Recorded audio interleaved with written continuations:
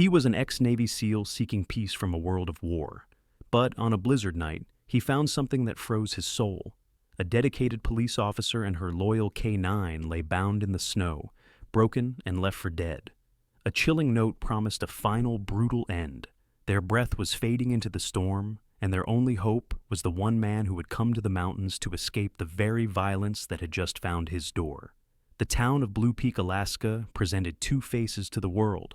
The first was the one on postcards, a charming mountain hamlet with Main Street storefronts painted in cheerful colors, their windows showcasing expensive ski gear and artisanal coffee. It was a haven for tourists who wanted a taste of the wild without any of its real dangers. Then there was the second face, the one that Kael Thorne knew. It was in the biting wind that swept down from the jagged peaks of the Alaskan Rockies, a wind that carried the scent of pine and stone and unforgiving cold. It was in the deep, silent forests that began where the paved roads ended, a wilderness that didn't care about your bank account or your job title. It was this second face that had drawn him here. For an ex-Navy SEAL on a rare 30-day leave, the silence was the mission. Decompress, reset, forget the noise of Kandahar and the suffocating humidity of the South China Sea. Kael Thorne was a man built for function. At 6'2", with broad shoulders and a lean, corded frame, he moved with an economy of motion that spoke of years of intense discipline. His hair was cut short, a dark brown that matched his watchful eyes, and his face was all sharp angles, softened only slightly by a day's growth of stubble. He was 34, but the things he had seen had etched a timeless gravity into his expression. Tonight the wind was no longer moaning, it was beginning to shriek. The sky had turned the color of bruised steel, heavy with the promise of a blizzard that the local news had called the storm of the decade. Kael moved around the exterior of his small, isolated cabin, his actions precise and unhurried. He checked the storm shutters, secured the woodshed door, and ran a hand along the frame of the generator housing. Everything was in order, ready. He was about to head inside for the last time when a flicker of instinct, a primal sense of wrongness, made him pause. His mission here was peace, but his training never slept. He grabbed the high-lumen flashlight from its hook by the door, its solid weight familiar in his hand, and cast its beam into the swirling snow that was growing thicker by the minute. He was doing one final sweep for firewood, making sure he had enough to outlast the storm without needing to venture out again. The beam cut a clean white tunnel through the chaotic dance of flakes. Pine trunks stood like silent sentinels, a familiar ridge of rock, a fallen log he had chopped wood on just yesterday. Everything was as it should be. Almost. He swept the light back slower this time. There, a dark shape, half buried in a drift near the edge of his property line. It was too small for a fallen tree, too still for a deer, hunkered down against the storm.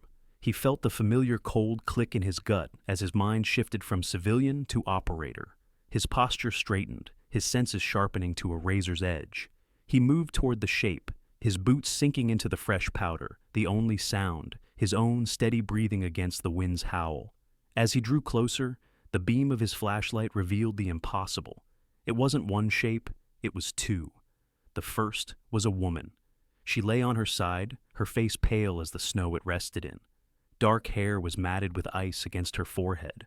She was wearing the remains of what looked like a police officer's tactical pants and jacket, torn and stained with something dark that was freezing into the ground beneath her. Her hands were bound tightly behind her back with thick rope. Beside her, a magnificent German shepherd was in the same condition. The dog, a powerful male with a sable and black coat, was also bound, its legs lashed together. Even unconscious, its body was angled protectively toward the woman, a silent testament to a bond that not even this brutality could break. As the light passed over the animal, a faint guttural growl rumbled in its chest, a spark of defiance still burning in the embers of its consciousness. Kael's breath hissed out, a plume of white in the frigid air. His gaze swept the tree line, scanning for movement, for the glint of a scope, for any sign of an ambush. Nothing. The storm was their cover. Then he saw it. Pinned to the rough bark of a pine tree just above them was a folded piece of paper already stiffening with ice. He carefully pulled it free. The handwriting inside was a jagged, angry scrawl in black marker. "This is the end for those who don't listen." The words hung in the air, a declaration of savage intent. Kael looked from the note back to the two figures. This was not a random act of violence. This was a message, an execution left to be finished by the indifferent cruelty of nature. The knots on the ropes were professional, efficient. He knew them. He had been taught how to tie them and how to escape them. The cold in his gut solidified into a block of ice. His leave was over. He knelt, pulling a combat knife from the sheath on his boot.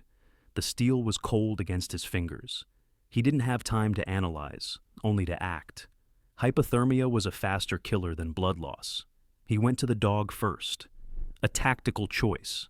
A wounded, disoriented animal could be a danger to everyone. "Easy, boy," he murmured, his voice a low rumble. "I'm here to help." He sliced through the thick ropes binding the shepherd's legs. The dog, whose name he would later learn was Rogue, stirred weakly but did not resist. Next, he moved to the woman. He worked the blade carefully under the ropes on her wrists, the fibers parting with a clean slice. The skin beneath was raw and purple. Her name, he would learn, was Sierra Vance. She was an officer with the Blue Peak Police Department, but right now she was just a life fading in the snow. He checked her pulse. It was there, a faint thready flutter against his fingertips. Her breathing was dangerously shallow. He looked back toward the faint light of his cabin, then at the two victims. He couldn't carry both at once. The snow was already past his ankles and getting deeper. The wind ripped at him, stealing his breath. He made his decision. He shrugged off his own heavy winter coat and draped it over Sierra's torso. Then he carefully scooped the big German shepherd into his arms. The dog was heavy, easily 90 bead of dead weight, but Kael had carried wounded men through worse. The shepherd's head lolled against his shoulder, its breath a faint puff against his neck. He trudged through the snow, each step a battle against the drifts and the wind. He reached his truck, an old but reliable Ford, and gently laid Rogue on a wool blanket in the back seat. He covered him with another before turning and jogging back into the storm. Sierra was just as he had left her, a small mound being steadily erased by the falling snow. He knelt, slid one arm under her shoulders and the other under her knees, and lifted. She was lighter than the dog, but felt infinitely more fragile. "Hold on," he muttered into the wind. "Not tonight." He carried her back to the truck, his own body now feeling the bite of the cold without his coat. He eased her onto the seat next to her canine partner, arranging the blanket to cover them both. For a moment, the unconscious woman and her dog leaned against each other, partners united even at the edge of death. Kael slammed the door, circled to the driver's seat, and turned the key. The engine coughed once, twice, then roared to life. The heater sputtered, then began to blow lukewarm air. Headlights cut a desperate path through the blizzard as he navigated the short, treacherous distance back to his cabin. He brought them inside one by one, placing Rogue on a thick rug by the hearth and Sierra on the worn leather couch. The cabin, which had been his sanctuary from the world's violence, now smelled of wet fur, pine smoke, and the faint coppery scent of blood. He worked with practiced efficiency, fetching his advanced first aid kit, warm water, and clean towels. As he cut away Sierra's torn jacket to assess her injuries, he kept glancing at the window. Beyond the glass, the world had disappeared into a churning vortex of white. Whoever had left that note, whoever had done this, was still out there. He walked to the door, slid the heavy deadbolt into place, and rested his shotgun within easy reach of the fireplace. The storm was locked out, but Kael knew with a certainty that chilled him more than the blizzard that he had just let the war inside. The world outside the cabin had ceased to exist. There was only the roar of the wind and the relentless drumming of snow against the windows. Inside, the only sounds were the crackle of the fire, the hiss of melting ice dripping from sodden clothes, and the shallow, unsteady breaths of his two unexpected guests. Kael worked under the warm glow of the cabin's lamps, his focus absolute. The living room had become a makeshift trauma bay. He had stripped Sierra of her wet, torn uniform jacket and shirt, covering her with thick wool blankets. Her skin was dangerously cold to the touch, her lips tinged with blue. Hypothermia was his first enemy. He examined her injuries with a practiced eye. A deep laceration on her forehead was bleeding sluggishly. Her right shoulder was dislocated, the unnatural angle obvious, even beneath the skin. Dark, ugly bruises were beginning to form on her ribs and jaw. This was not a quick attack. This was a beating, an interrogation. He cleaned the cut on her head with antiseptic from his kit, his touch surprisingly gentle for a man whose hands were instruments of war. He left the shoulder for now. Popping it back in without knowing the extent of other injuries was a risk he wouldn't take. He then turned his attention to Rogue. The big shepherd's breathing was ragged. Kael found a clean but deep gash along his flank, likely a bullet graze, angry and inflamed. He cleaned it as best he could, the dog whining softly in its unconscious state. Kael spoke to him in a low, calming voice, the same tone he used for spooked recruits on their first night outside the wire. "You're okay, big guy. You're safe." He was wrapping the wound when a loud, sharp knock echoed from the front door. Instantly, Kael froze. His hand went to the shotgun propped against the hearth. The knock was confident, heavy, not the sound of a lost hiker. His mind raced. They couldn't have tracked him this fast. Not in this storm. He moved silently to the door, peering through the small peephole. The figure on his porch was bundled in a heavy-duty dark green parka, a pair of snowshoes strapped to the pack on her back. Snow clung to her hat and shoulders. For a moment, he didn't recognize her. Then she pushed her hood back, and he let out a slow, controlled breath. It was Breena Locke. She was a local park ranger, one of the few people who knew about his isolated cabin. Breena was in her late 20s, with a face that was more capable than beautiful, framed by a thick, practical braid of auburn hair. Her eyes were a clear, steady green, and she had a non-nonsense air about her that Kael respected. She was a woman who belonged to the mountains, and it showed. He slid the deadbolt open. "Breena," he said, his voice low. "Bad night for a social call."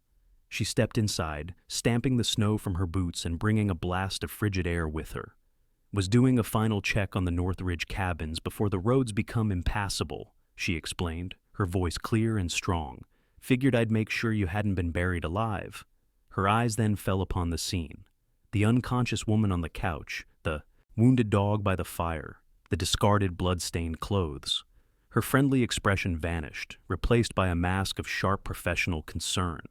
She didn't gasp or panic. She simply met Coyle's gaze. "What happened?" "Found them in the woods, left for dead," Kael said simply. There was no time for a longer explanation. "Her shoulder is dislocated and she's deep into hypothermia. The dog has a nasty graze on its flank." Breena dropped her pack and was kneeling by Rogue's side in an instant. "Let me see," she said, her hands already expertly gently probing the edges of the wound Kael had just cleaned. The shepherd whimpered, and his dark eyes, barely open, flickered toward the couch where Sierra lay. Even in his state, his priority was clear.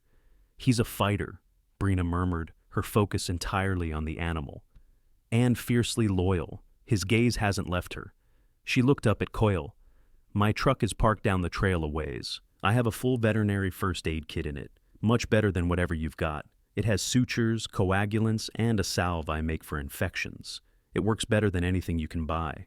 "You won't make it there and back in this," Kael stated. The wind howled, rattling the window panes like an angry fist. "I will," she said, with a confidence that left no room for argument. "You keep them warm. Focus on her. I'll handle him." Before Kael could protest further, she had pulled her hood back up and slipped back out into the blizzard, disappearing into the white fury as if she were a part of it. True to her word, she returned 20 minutes later, a human snowdrift with a large weatherproof case in her mittened hands. She was breathing hard, but her eyes were bright with purpose. While Cole carefully wrapped Sierra in more heated blankets and elevated her feet, Breena went to work on Rogue. She cleaned the wound again with a sterile solution, her movements swift and sure. "It's clean," she announced. "The bullet went through, which is good. No slug to dig out." She applied a thick herbal-smelling salve before skillfully stitching the wound closed. As she worked, she spoke, her voice a low counterpoint to the storm. "I've been seeing things the last few months, Kael. Things that don't add up. We've got poachers, but they aren't taking trophies.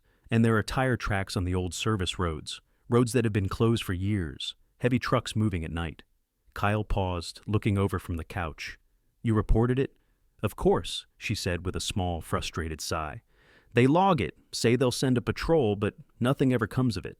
It's like the reports go into a black hole." He nodded slowly, a dark piece of a puzzle clicking into place in his mind. A cop beaten and left for dead. A message. And now, a park ranger talking about suspicious activity being ignored by the authorities. When Breena finished, she gently wrapped Rogue's torso in clean bandages. The dog's breathing was already seeming to ease. She sat back on her heels, pushing a stray strand of red hair from her face. He'll be weak, and that leg will be stiff for a while. But he's strong. He'll make it. She then came over to look at Sierra, her green eyes scanning the woman's pale face. How is she? Her core temperature is coming up slowly, Kael reported. Her pulse is a little stronger, but she hasn't stirred. For the next hour, they worked in a quiet, efficient rhythm. A soldier and a ranger, two people trained to function in a crisis, holding a fragile line against the violence of both man and nature. As the fire popped and crackled, Rogue began to stir more. He lifted his head, his dark, intelligent eyes, finding Sierra on the couch. A low, mournful whine escaped his throat. He tried to push himself up to get to her, but his wounded body wouldn't obey. He settled for keeping his head raised, his gaze fixed on her, an unwavering, silent vigil. Breena placed a gentle hand on the dog's head. "It's okay, hero," she whispered. "She's right here. We've got you both." The bond between them was a tangible thing in the room, a raw, powerful current of loyalty that left both Kael and Breena silent. It was a language older than words, a promise that even in the face of death, they would not be alone. The cabin was a sanctuary, but a fragile one, and as the storm raged on, Kael knew that when it finally broke, the real battle would just be beginning.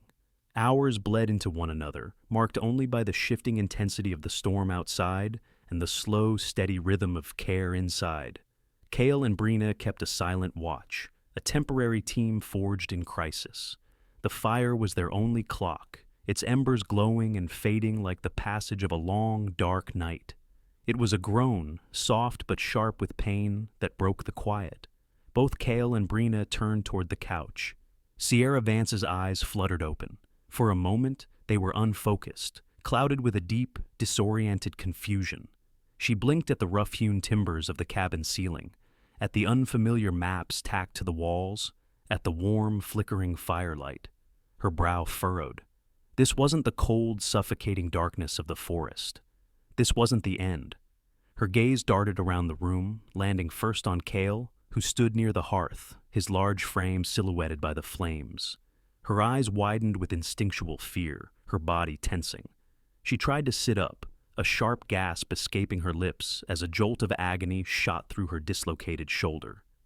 "Easy," Kael said, his voice a low, steady baritone. He took a half step forward, but kept his distance, his hands held open and non-threatening. "You're safe here." Her eyes then found Breena, who was sitting in a chair nearby, a steaming mug held in her hands. Breena offered a small, reassuring smile. "He's right. You're safe." Sierra's breathing was quick and shallow. Her gaze fell to her own body, tucked under heavy wool blankets, her torn and bloody clothes gone, replaced by a soft, oversized flannel shirt that she knew wasn't hers. Her frantic eyes searched the room again, a silent, desperate question in them. A soft whine came from the floor by the fire. Rogue, who had been resting, lifted his head. His bandaged body was stiff, but he managed to push himself partially upright, his tail giving a single weak thump against the wooden floor. His dark, soulful eyes were locked on her. "Rogue," she breathed, her voice a raw, cracked whisper. The sound was a mixture of profound relief and heartbreak. The sight of her loyal partner, wounded but alive, seemed to anchor her to reality. The fear in her eyes began to recede, replaced by a wave of raw emotion. "We found you both out in the storm," Breena explained gently, rising to her feet. "Kael brought you here. We've done what we can for your injuries." Sierra slowly absorbed the information, her gaze shifting between the calm soldier, the kind-faced ranger, and her devoted dog. The pieces began to fit together. She wasn't a prisoner, she was a survivor. She finally relaxed back against the cushions, the movement costing her a wave of pain. She took the cup of warm ginger water Kael offered, her hands trembling as she brought it to her lips. After a few sips, a flicker of the woman she was before the attack returned. The confusion in her eyes sharpened into focus, a hard, intelligent light that spoke of a will that refused to be broken. "My phone," she rasped, her voice gaining a sliver of strength. "Did you find a phone?" Kael and Breena exchanged a look. There was nothing on you but your clothes and a badge, Kael said. No weapon, no phone. Sierra closed her eyes, a muscle in her jaw tightening. Of course not. They took it. She looked at them, her expression now grim with purpose. You both deserve to know what you've walked into. My name is Sierra Vance. I'm a detective with the Blue Peak Police. She paused, taking another breath. Or at least I was. For the last 8 months, I've been deep undercover. My target is a trafficking ring that calls themselves the Black Scorpions. At her words, Breena's eyes widened. The trucks? She said, almost to herself. The ones on the service roads. Sierra nodded, her gaze fixed on the Ranger. Exactly. They're not just moving drugs. They're running military-grade firearms and fentanyl. They use the national park's back roads as their personal highway, moving product from a distributor out of state and breaking it down in Blue Peak before it disappears into the rest of the country. It's a ghost network, perfect logistics. She shifted, the pain a constant reminder of her ordeal. I finally got close. I had everything on that phone. Video recordings, contact lists, delivery schedules, photographs, the names of their local distributors. I even had the name of their leader, a man they call Kane. Kael listened, his expression unreadable, but his eyes were intent, absorbing every detail. He recognized the cold reality of her story. An operator, alone in hostile territory, compromised. They knew I was coming, Sierra continued, her voice dropping, laced with a bitter anger. I was on my way to a supposed meet to get the last piece of evidence I needed. It was a trap. They weren't just thugs. They were professionals. They moved like a fire team. They knew exactly where to hit me, where my backup wasn't. Her hand subconsciously went to her bruised ribs.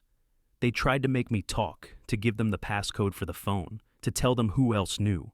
When I didn't, they decided to leave us as a message. Her voice broke for the first time, her gaze shifting to Rogue. They shot him right in front of me. They thought he was dead. Then they tied us up and left us for the storm to finish. The cabin was silent, save for the crackling fire. The story hung in the air, heavy and poisonous. Which means, she said, her voice hardening again, that there is a leak inside the BPPD, a bad one, someone high up enough to access undercover files, to monitor my movements, and to clear the way for the Scorpions' operations. She looked from Kael to Breena, her eyes filled with a desperate urgency. That's what you've stumbled into. This isn't just about a local gang. It's about deep-seated corruption, and now that they know I'm alive, they won't stop until they finish the job. Kael folded his arms across his chest, his posture solid as the mountain rock outside. They won't find you here, he said. It wasn't a question or a hope. It was a statement of fact. Sierra looked at him, truly seeing the quiet, unshakable strength in the man who had saved her. She saw the same resolve in Breena's steady gaze. They were strangers, yet in this small, fragile sanctuary, surrounded by the fury of the storm, she felt a flicker of something she thought she had lost forever in the frozen woods. Hope. They took my evidence, she whispered, the fight in her voice returning. But they didn't take my memory. I know their roots. I know their methods. It's still in my head.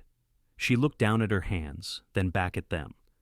I'm not asking for your help. You've already done more than enough, but I am asking you to be careful.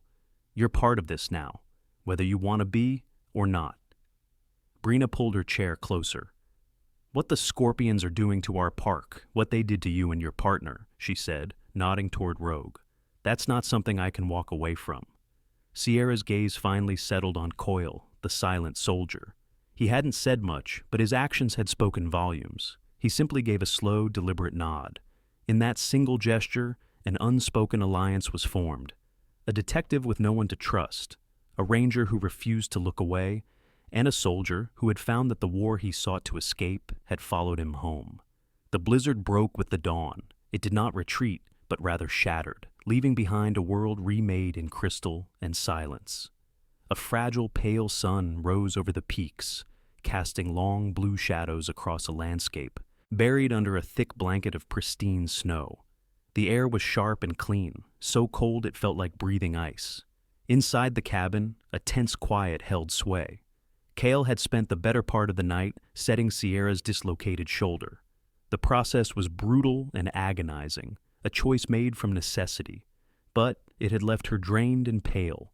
Now she sat wrapped in blankets by the fire, her arms secured in a makeshift sling, her face a mask of exhaustion and grim determination. She was a detective again, her mind already at the crime scene. "We have to go back," she said, her voice quiet but firm. "The snow is a blessing and a curse. It covers their tracks, but it also preserves everything underneath. We have a window before the sun melts it all away." Breena, who was checking the dressing on Rogue's flank, looked up with concern. "Sierra, you can barely stand." "I don't need to stand. I need to see," she countered, her gaze unwavering. Kael, who had been cleaning his shotgun at the small wooden table, looked at her and saw the familiar unyielding fire of a warrior who refused to be benched. He knew that drive. He respected it. Arguing would be pointless. "We'll go," he said, giving a single decisive nod. "But we move on my terms. Stay close. No risks." Rogue seemed to understand. He pushed himself to his feet, his limp pronounced, but his posture alert. He walked over to Sierra and rested his heavy head on her knee, his dark eyes looking up at her, as if to say he was ready. Their journey back to the ambush site was a slow, methodical procession.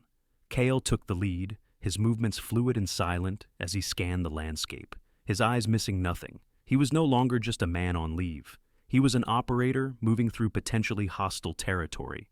Breena walked beside Sierra, offering a steadying arm, her deep knowledge of the terrain ensuring they took the safest path. Sierra, though leaning heavily on the ranger, was the one truly guiding them, her detective's eyes searching the familiar, yet now alien landscape. But it was Rogue who was truly in his element. For him, the pristine white snow was not an empty canvas. It was a diary written in a language only he could read. His nose was low to the ground, twitching, sampling the millions of scent particles trapped in the frozen air. He ignored the familiar smells of pine, squirrel, and cold stone. He was searching for the lingering foul taint of adrenaline, gunpowder, and the specific scent of the men who had hurt his partner. "He's onto something," Sierra murmured, as Rogue veered sharply to the left of the path they had taken. He led them to the base of a large aspen, its bark scarred and white. There, half hidden by a fresh drift, was a small, dark object. Kael crouched, using a stick to carefully brush away the snow. It was a single spent shell casing. 9mm, Kael said, examining it without touching it. "Common, but it's a start." Sierra's eyes narrowed. They were disciplined. They would have policed their brass. One getting missed means they were in a hurry at the end. Rogue didn't wait. He was already moving again, pawing at another drift a few yards away. This time, he uncovered a small scrap of black industrial tape, its adhesive side stuck to a frozen leaf. Kael carefully picked it up with a pair of tweezers from his kit and dropped it into an evidence bag. "This is the same type they use to seal heavy-duty shipping crates," Sierra said, her voice tight. "I saw rolls of it at a warehouse they use on the edge of town." The connection was a thin thread, but it was there. They were tying the scene directly to the Black Scorpions. It was Rogue's next discovery that was the most significant. He let out a low bark and began digging frantically near the base of the pine where the note had been pinned. Under a few inches of snow was a piece of burlap cloth stiff with ice. As Kael lifted it, a sharp, acrid chemical odor hit the air. It was sour with a bitter metallic undertone. Breena, who had been quietly observing, took a cautious sniff. "I've smelled something like that before," she said slowly. "Near an old abandoned mine shaft on the park's northern border. We thought it was just illegal dumping." Kael's eyes met hers. "Cutting agent," he said, his voice grim, "or a precursor chemical for fentanyl production. They got sloppy. They used this as a gag or a blindfold and then discarded it. They had their evidence, 3 small, seemingly insignificant items that together told a story of professional violence, hasty departure, and a direct link to the Scorpions' operation." As they started back toward the cabin, Breena unrolled a detailed topographical map on the hood of Kael's truck. Her finger traced a path with authority. "This is where you were," she said, pointing to a spot. "And this," she moved her finger across the intricate lines of the map, "is the old service road I told you about. It's less than half a mile from here. It's completely hidden from the main roads. It's the perfect smuggling route." She then tapped the location of the old mine she had mentioned. "And the mine is right here at the end of that route, a perfect place to store things or to cook. Her map connected all the dots, the ambush site, the illegal route, and a potential base of operations. Back in the warmth of the cabin, the three of them stood around the table, the evidence laid out between them. The fragile hope from the night before was now solidifying into a concrete, terrifying reality. They had the what, the where, and the how. They just didn't have the who, not for certain. "This is bigger than we thought," Breena said quietly, looking at the map. "They're not just passing through. They've set up shop in our backyard. And they have someone on the inside protecting them," Sierra added, her hand resting on her slung arm. "We can't take any of this to the department. We don't know who to trust." She looked at Cole, her eyes filled with a new wait.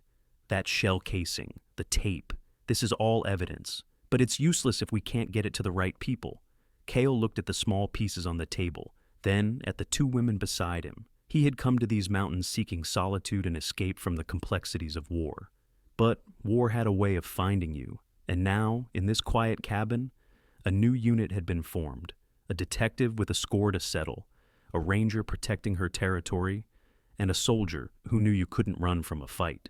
"We don't go to them," Kael said, his voice resonating with quiet authority. "We find a way to make them come to us." The day after their grim discovery, the cabin transformed into a makeshift command center. Breena's topographical map was spread across the table, now marked with red circles indicating the ambush site and the abandoned mine. The small evidence bags lay next to it, a sparse collection of clues against a formidable unseen enemy. "We're operating blind," Sierra stated, her voice strained but clear. She was pacing the small space, the pain in her shoulder a dull, constant throb. "The warehouse I mentioned, the one with the industrial tape, is our best bet. If they've moved product recently, there might be signs. Fresh tracks, new locks, anything." Kael nodded, his eyes fixed on the map. His mind was already breaking the problem down into a series of tactical objectives. Going in heavy is out. We need intelligence. We go into town, but we don't look like we're looking. We're tourists, just another couple enjoying the post-storm scenery. He looked at Sierra. "Think you can handle that?" A flicker of her old confident smile touched her lips. "I can handle playing a tourist. It's the walking that's the problem." "I'll be your crutch," he said simply. Breena had her own role. "I know most of the people who work in the county records office," she offered. "There's an old-timer there, Hank, who knows every deed and permit filed in the last 40 years. If I ask about land surveys near the mine for a Park Service project, he might tell me who owns the warehouse without even realizing what he's doing." Hank was a man who loved to talk, his memory a dusty, disorganized, but surprisingly complete archive of the town's history. The plan was set. Sierra changed into some spare clothes borrowed from Breena, her police-issued boots, the only part of her old life she still wore. Kael looked every bit the rugged outdoorsman on vacation, his worn jacket and beanie blending in perfectly. Before they left, Kael knelt in front of Rogue, who was resting by the fire. The dog's eyes were bright and alert, and he whined softly as he saw them preparing to leave. "You're on guard duty, big guy," Kael said, scratching behind his ears. "Watch the fort. We'll be back."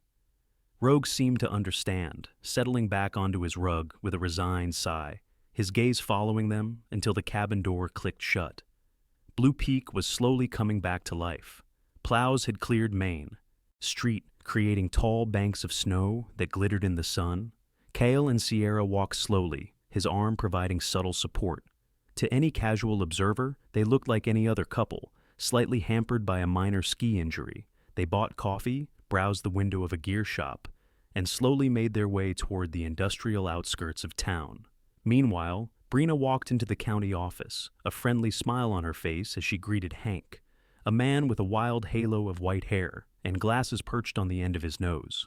As she'd predicted, a few casual questions about old mining claims were all it took for him to launch into a detailed history of the area, which eventually included the fact that the warehouse was owned by a shell corporation with an out-of-state address, but that the local usage permits had been personally signed off on by one of the town's most respected officers. Back at the cabin, the silence was broken by Rogue. He had rested enough. His wounds still ached, but a deeper instinct was stirring, a scent. It was faint, carried on the cold air, a lingering ghost of the men who had attacked them. It was strongest near the back of the cabin by the old woodshed.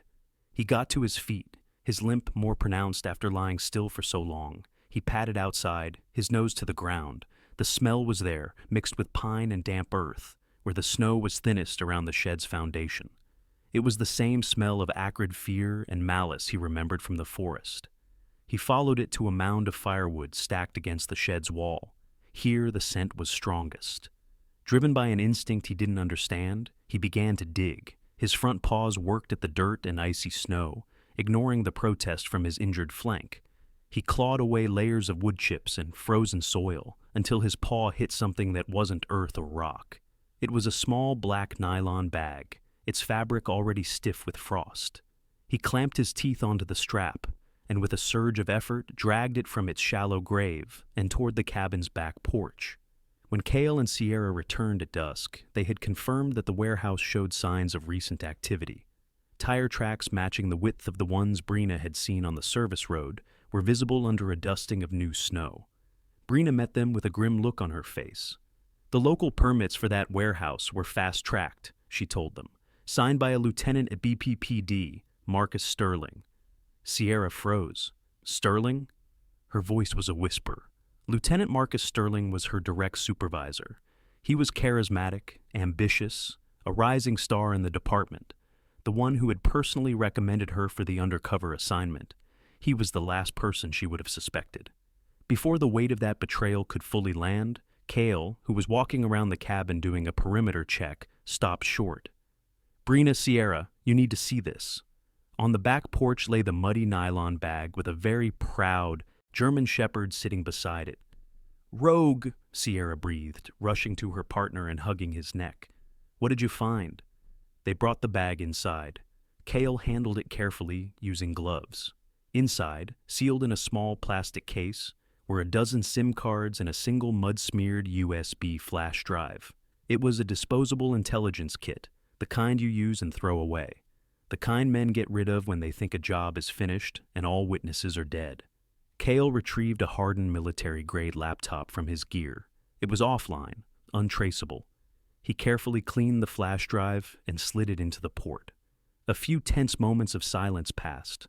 Then the drive's contents appeared on the screen. It was a treasure trove.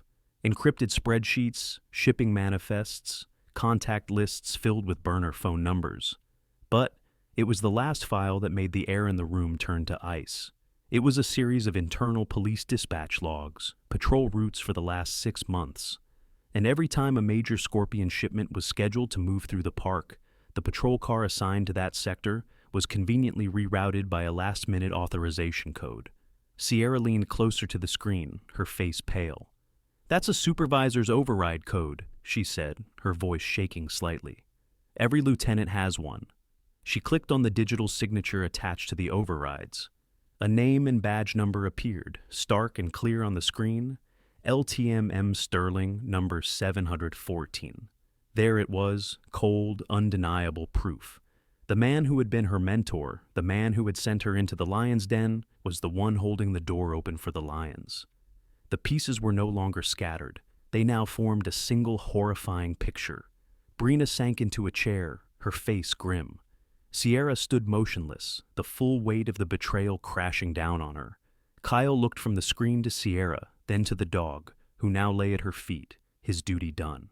Rogue hadn't just found a bag. He had unearthed the Viper hiding within the heart of the Blue Peak Police Department. And in doing so, he had just made the 3 people in this cabin the most dangerous witnesses in the entire state. The name on the screen, LTM Sterling, hung in the air, colder and more dangerous than the winter night outside. The knowledge of his betrayal settled over them like a shroud. It meant their enemy wasn't just a faceless gang of criminals. Their enemy had a badge, access, and authority. He knew Sierra's face, her methods, and now he undoubtedly knew that his attempt to erase her had failed. He knows we're alive, Sierra said, her voice barely a whisper. The men he sent, when they didn't report back, he would know. Kael was already moving. The time for analysis was over. The brief respite he had found in these mountains had been a mirage. He was back in the war. He doesn't know where we are, he said, his voice a low, commanding tone that instantly cut through the fear in the room. Not yet, but he'll be looking. We Need to prepare. He began a systematic check of the cabin. Windows were secured, curtains drawn. He pulled out a small military-grade satellite phone from his gear. No cell phones, they can be tracked. This is the only way we communicate. As night fell, a new kind of silence descended. It was not the peaceful quiet of the wilderness, but a tense, watchful silence, heavy with anticipation. Every creak of the cabin's timbers, every rustle of the wind in the pines sounded like a footstep. The first warning did not come from a human. It came from Rogue. The German shepherd, who had been lying at Sierra's feet, suddenly lifted his head. His ears swiveled, pointing toward the dark northern wall of the cabin. A low, deep growl rumbled in his chest, a sound that was more vibration than noise. The fur along his spine bristled. Kael, who was cleaning a rifle, stopped instantly. "What is it, boy?" he whispered. Rogue rose to his feet, his limp forgotten. He moved silently to the back door, pressing his nose to the crack at the bottom, sniffing the air. He stared into the darkness, his body coiled like a spring. He wasn't just hearing something. He was sensing a presence. "They're here," Kael said, his voice flat and devoid of emotion. He grabbed the shotgun and handed it to Sierra. "You take the front window. Don't fire unless I do. Breena, stay away from the windows. Get the medical kit ready." Sierra's hands were steady as she took the weapon, her police training a familiar anchor in the chaos. Breena, her face pale but her expression resolute, nodded and began laying out bandages and antiseptic on the table. Kael moved toward the back, but Rogue blocked his path. The dog whined, a high, urgent sound, and nudged Kael's leg with his head, pushing him away from the door and toward the side of the cabin. He then looked pointedly at a spot outside near the woodshed where he had found the bag. Kael followed his gaze, his eyes narrowing. He crept to the side window, peering into the moonlit snow. He saw nothing at first, but Rogue's warning had been too specific. Kael knew to trust the instincts of a trained animal over his own eyes. He scanned the area again, his gaze tracing the faint shadows. And then he saw it, a thin, almost invisible line, barely a shadow's thickness, stretched between a tree and the corner of the woodshed. A tripwire. His eyes followed it to a small, dark block half buried in the snow. A pressure-plate IED, homemade, but deadly. A cold dread washed over him. They had planned to flush them out the back door, straight into the kill zone. Rogue had just saved all their lives. "Clear of the back wall," he ordered in a sharp whisper. "They've set a trap." He slipped out the front door like a ghost, melting into the shadows of the porch. He didn't have explosives, but he had a soldier's ingenuity. He moved swiftly around the cabin, stringing thin cords between trees, attaching clusters of empty cans he had saved for recycling. He dug small pits in the snow, covering them with flimsy branches.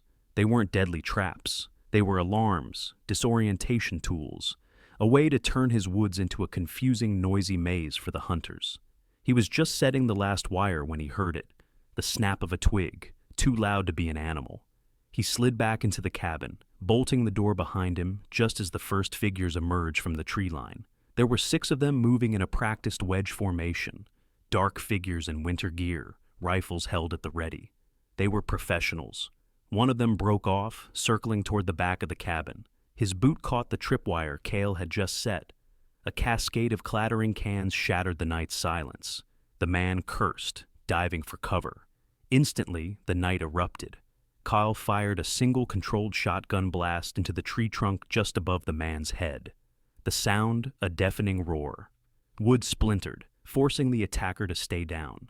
From the front window, Sierra had a target. Another scorpion was moving between trees. She fired, the shot precise, kicking up snow inches from his feet, driving him back. The scorpions were caught off guard. They had expected scared, sleeping victims, not a coordinated tactical defense. They returned fire, bullets thudding into the cabin's thick log walls, sending splinters flying. "They're trying to flank us from the west," Kael yelled, seeing 2 more figures moving through the dense brush. He grabbed 2 smoke grenades from his kit. "Cover your faces." He pulled the pins and tossed them out of a side window. Thick, choking smoke billowed out, obscuring the scorpion's line of sight. Under the cover of the smoke and confusion, he slipped outside again. He moved in a low crouch, a predator in his own territory. One of the attackers, a wiry man with a hawk tattooed on his neck, was trying to find a clear shot through the smoke.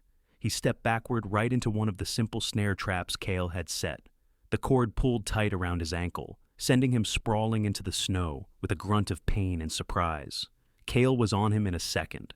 The butt of his rifle came down in a hard, disabling strike to the man's shoulder, knocking his weapon away. Before the man could recover, Kael had him flipped over, his knee in his back, zip-tying his wrists with brutal efficiency.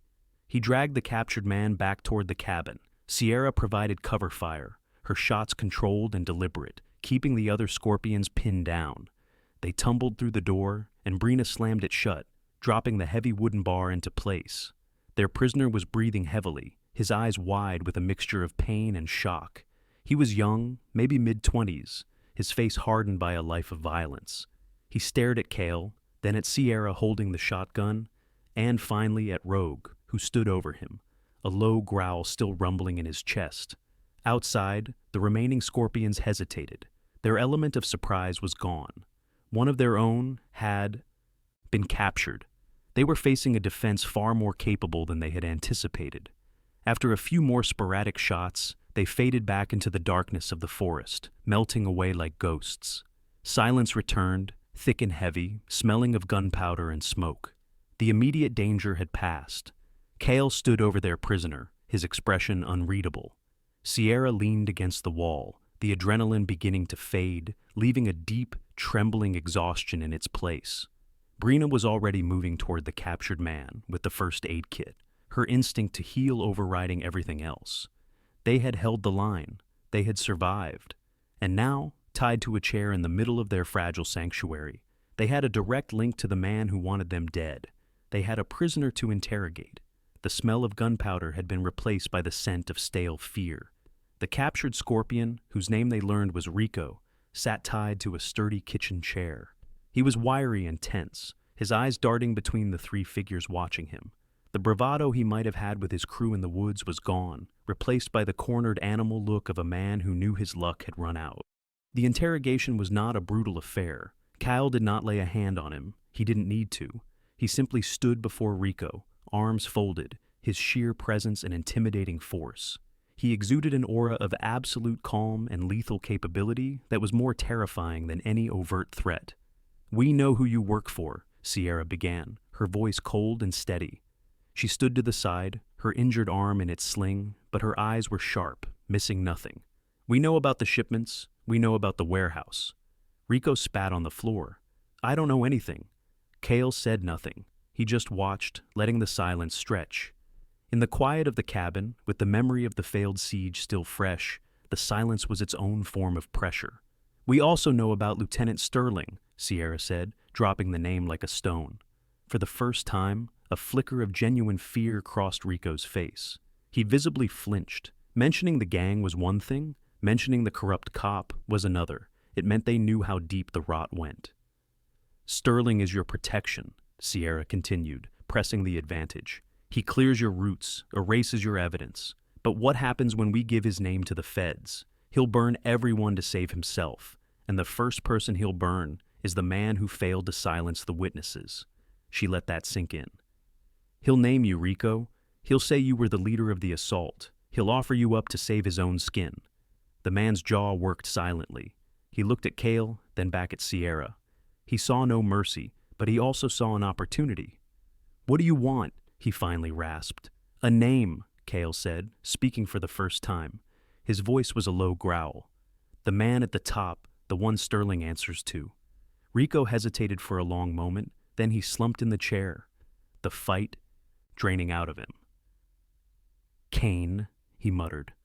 "They call him Kane. He runs the whole mountain range. Sterling is just his pet cop." The name Kane, the one Sierra had heard whispered during her undercover work, now had a face, a structure, and a direct link to the law. "We have what we need," Sierra said to Kael, turning her back on the prisoner. She moved to the table where Kyle's satellite phone lay. "There's one person I trust. He's with the DEA." She looked at Kael. "I need to make this call." Kael nodded, handing her the phone. He understood the need for a trusted ally outside their immediate circle. Sierra dialed a number from memory. After a few tense rings, a man's voice, sharp and alert, answered, Vance Corbin, it's me. Sierra, my God, where are you? You dropped off the grid 2 days ago. We thought, I'm alive, Corbin, I'm okay, she said, cutting him off before he could finish. Listen to me. I don't have much time. I was compromised. Sterling is dirty. He's been feeding intel to the Scorpions. She quickly explained the situation, her voice low and urgent. I'm sending you a data package. Everything I had, plus what we found since. It's all there. The roots, the names, the proof against Sterling. Stay where you are. Corbin's voice was tight with controlled fury. Don't move. Don't trust anyone. I'll get a team, but I have to do this off book. If Sterling has eyes on the department, he might get tipped off. Give me the coordinates. After sending the encrypted file and the location, Sierra hung up. The weight on her shoulders seemed to lift just slightly. They were no longer alone. As she finished the call, Breena, who had been checking on Rogue, spoke up. The firefight aggravated his wound. He needs proper treatment, Kael. Stitches and antibiotics I don't have. He's burning up. Sierra looked at her partner, and her heart ached. Rogue was panting heavily, his eyes glazed with fever. She's right, Sierra said. We have to get him help, but we can't take him to a local vet. Sterling might have them watched. I know a place, Breena said immediately. An old vet lives deep in the valley, a friend of my grandfather's. He's off-grid, trusts the government about as far as he can throw it. He asks no questions. I can take Rogue there. He'll be safe, and he'll get the care he needs. The decision was made. A silent farewell passed between Sierra and her dog. She knelt, pressing her forehead against his, whispering promises to him. Be strong, boy. I'll come back for you. Rogue licked her hand weakly, his tail giving a slight thump. Breena led him gently toward her truck, leaving Kael and Sierra alone with their prisoner and their plan. With the data now in the hands of the DEA, their objective shifted. It was no longer about survival. It was about ending this. Rico, Kael said, turning back to the prisoner. Your boss, Kane. When's the next big shipment? Terrified and seeing a chance to save himself, Rico talked. He told them about a major delivery of fentanyl precursors scheduled for 2 nights from now. It was happening at the old abandoned mine Breena had identified on her map. It was the Scorpion's primary storage and processing hub. A plan began to form, a dangerous gambit built on their new intelligence. Corbin and his team won't get here in time to set up a full-scale raid without tipping off Sterling, Sierra reasoned. We need to control the board. So, we change the game, Kael said, his eyes gleaming with a strategic light. We leak new intel, something that sounds credible, something Sterling will hear. Breena's map was their battlefield. We can use one of the burner SIM cards, Sierra suggested. Send a message to a number on Kane's contact list. A fake tip about a rival gang planning to hijack the shipment. We make them nervous, Kael continued, picking up the thread. And we give them a solution. We suggest a new, safer location for the meet. He pointed to a spot on the map Breena had marked earlier. A narrow, isolated canyon with only one way in and one way out. A perfect kill box. A place of our choosing. We draw Kane and his inner circle there, Sierra finished, her voice filled with a dangerous resolve.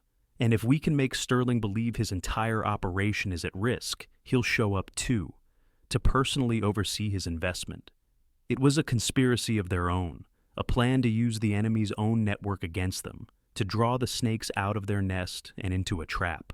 With Breena on her way to secure their most loyal ally, Kael and Sierra began their preparations for the final move. The cabin was no longer a sanctuary. It was the staging ground for a war. The air in the canyon was dead and cold. Under a moonless, star-pricked sky, the rock walls rose on either side like black teeth, creating a narrow passage with no escape. It was the perfect trap. Kael lay prone on a high ledge, a suppressed rifle resting on his pack, his eyes scanning the canyon floor through a night vision scope. He was a ghost in the darkness, utterly still, a part of the rock and shadow.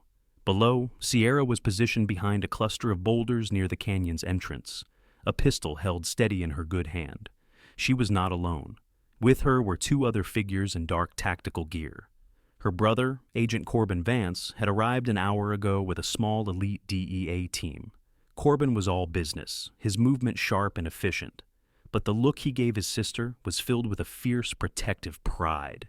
He and his team had set up a blocking position at the far end of the canyon, ready to seal the trap. They didn't have to wait long. The distant rumble of engines grew into a low growl. Two heavy-duty trucks, their headlights off, navigated the treacherous service road and rolled into the canyon's mouth before stopping. Men began to jump out, their movements disciplined. From the lead truck, two figures emerged. One was tall and gaunt, with a cruel slash of a mouth and the cold, dead eyes of a predator. Kael didn't need to be told this was Kane. The second man was Lieutenant Marcus Sterling. He still wore a tactical jacket, but tonight it looked less like a uniform and more like the costume of a traitor. His charismatic smile was gone, replaced by a tense, greedy expression. Then the rear doors of the second truck opened. A man pulled out three children, their faces pale with terror in the dim light. They were no older than 12, each clutching a small, heavy duffel bag. The Scorpions were using them as mules, a horrifyingly effective shield against interception. "Showtime," Corbin's voice whispered over their encrypted comms. The deal was about to go down when the signal was given. Bright, blinding lights erupted from both ends of the canyon, turning the night to day. A voice boomed over a loudspeaker. "Federal agents, drop your weapons. You are surrounded." Chaos erupted. Kane and his men opened fire, their automatic weapons spitting flashes of orange into the darkness. Sterling, his face a mask of fury and panic, did the unthinkable. He lunged for the nearest child, a small girl, pulling her in front of him as a shield. "Stay back!" he screamed, his pistol pressed against her head. "I'll kill her!" The DEA agents froze. The firefight faltered. Sterling began to back away, dragging the crying child with him. It was in that moment that a new sound cut through the chaos. A low, powerful bark echoed from the ridge above the canyon entrance. Standing there, silhouetted against the lights, was Breena, and beside her, poised and ready, was Rogue. Kael had called her on the sat phone. It was a risk, but one he had to take. Breena, true to her nature, did not hesitate. The old vet had worked wonders. Rogue was healed, his limp almost gone, his body a coiled spring of muscle and loyalty. "Rogue!" Sierra screamed, her voice filled with anguish for both her partner and the child. "No!" But the dog was already moving. He launched himself from the ridge, a black and sable missile of righteous fury. He landed with a thud and charged, ignoring the bullets kicking up dirt around him. He wasn't attacking blindly. His eyes, burning with intelligence, were locked on one target, Sterling. The corrupt lieutenant turned, surprised by the new threat. That split second of hesitation was all it took. Rogue slammed into him, not biting, but using his full weight to drive Sterling away from the girl. The lieutenant stumbled backward, losing his grip. The child scrambled away to safety. Sterling raised his pistol to shoot the dog, but he was too slow. A single precise shot from Kael's rifle on the ridge above sent the gun flying from his hand. At the same time, Sierra surged forward, her injured arm screaming in protest as she tackled Sterling to the ground, the satisfying click of handcuffs echoing through the canyon. Seeing their leaders fall, the remaining Scorpions surrendered. The trap had closed. Weeks later, the snow in Blue Peak had begun to melt, revealing the first hints of green on the forest floor. The town felt lighter, as if a long, dark shadow had finally been lifted. At a formal ceremony at the town hall, Sierra Vance, her arm now out of its sling, stood tall as her badge was officially reinstated. Her brother Corbin pinned a commendation for valor onto her crisp, clean uniform, the pride in his eyes visible to everyone. The children she had saved were in the front row with their families, a living testament to her sacrifice. Kael was not there. His commendation from Naval Special Warfare Command had come in a sealed, classified file. He had read it, filed it, and said nothing. His reward was the quiet knowledge of a job well done.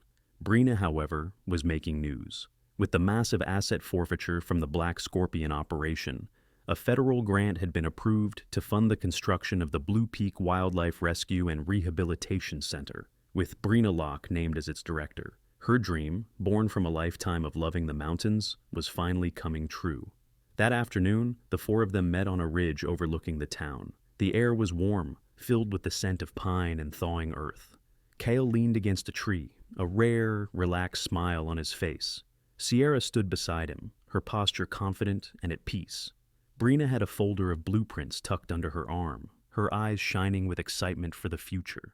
And at their feet, sitting proudly, was Rogue. A new custom-made K9 collar with a small silver medal hung around his neck. He looked from Sierra to Kael, then to Breena, his tail giving a slow, happy thump against the ground.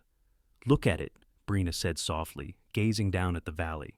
"It feels different now, safer." "That's what justice feels like," Sierra replied, reaching down to scratch Rogue behind the ears. She looked at Kael, her expression filled with a gratitude that words couldn't capture. "You came here for peace and quiet. I'm sorry we took that away from you." Kael shook his head, his gaze meeting hers. "I've learned that peace isn't about finding a quiet place," he said, his voice thoughtful. "It's about making a quiet place. We did that." They stood together in comfortable silence. A soldier, a cop, a ranger, and a hero dog. An unlikely team bound by a storm of violence who had found not just justice, but a shared strength and a new dawn for the town they all, in their own way, called home.